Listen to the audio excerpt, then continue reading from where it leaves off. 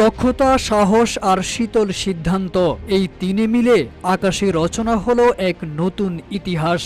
পাকিস্তানের সুহাসিনী নারী pilot squadron leader Ayesha ভূপাতিত করলেন ভারতের শক্তিশালী যুদ্ধ বিমান। এখন তিনি জাতীয় গর্বের প্রতীক, সাড়া ফেলেছেন বহির্বিশ্ব।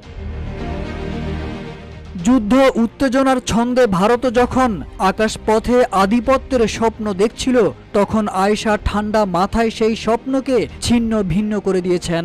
নিখুঁত লক্ষ্য ভেদে তিনি আকাশেই থামিয়ে দেন ভারতীয় যুদ্ধ বিমানের অগ্রযাত্রা।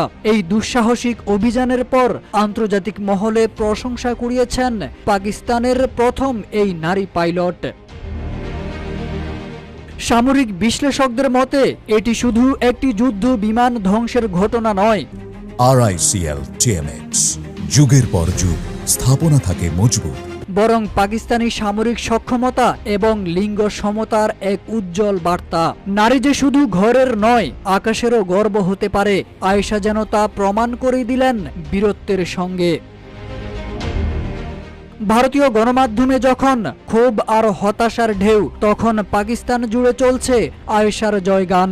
পাকিস্তানের প্রধানমন্ত্রী ও সামরিক বাহিনী ইতিমধ্যেই তার সাহসিকতার প্রশংসা করে বিশেষ সম্মাননা প্রদানের ঘোষণা দিয়েছেন।